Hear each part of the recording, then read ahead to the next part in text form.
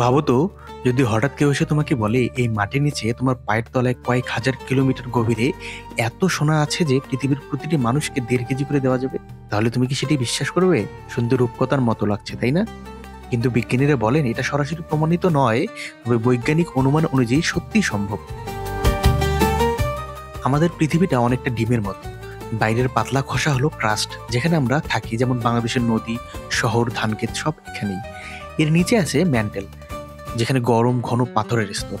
ম্যান্টেলের নিচে outer core, যেখানে তরল লোহার নিকেলের সাগর। আর সবশেষে ইনার কোর, এটি একটি শক্ত ধাতব, যেখানে তাপমাত্রা প্রায় সূর্যের পৃষ্ঠের সমান। এখন প্রশ্ন করি তোমাদের, কখনো ভেবেছো আমাদের প্রতিদিনের জীবনের নিচে কি ভয়ঙ্কর আগুন আর ধাতব সমুদ্র ঘুমিয়ে আছে? বিজ্ঞানীরা ভূমিকম্পের তরঙ্গ বিশ্লেষণ করে অনুমান করেছেন পৃথিবীর কোরে বিপুল পরিমাণ সোনা থাকতে পারে। অনুমান অনুযায়ী যদি এই সোনা ভাগ করা যেত, প্রতিজন মানুষ পেত প্রায় 1.5 কেজি সোনা। পৃথিবীতে প্রায় 800 কোটি মানুষ আছে, মানে মোট ভান্ডার কয়েক কোয়াড্রিলিয়ন টন। বাংলাদেশের জন্য প্রায় 25 কোটি কেজি সোনা। কিন্তু মনে রেখো, এটা কেবল বৈজ্ঞানিক অনুমান, তা কিন্তু প্রমাণিত নয়।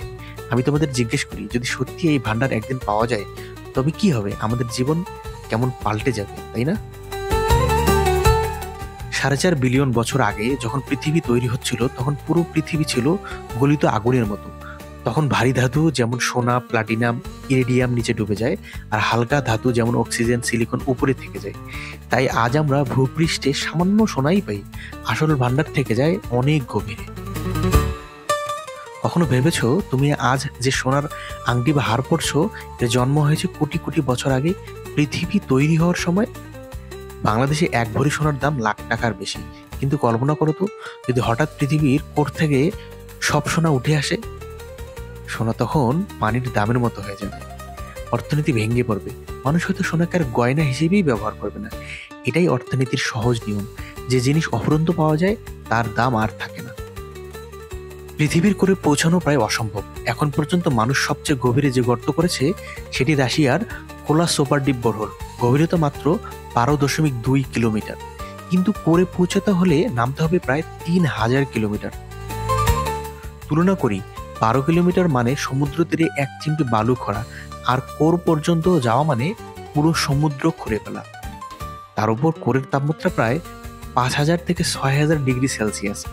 যন্ত্র যেখানে মূর্তি গলে যাবে, মানে বাস্তবে এই সোনা মানুষের নাগালের বাইরে। তাহলে বন্ধুরা, এই গল্প থেকে আমরা কি শিখি?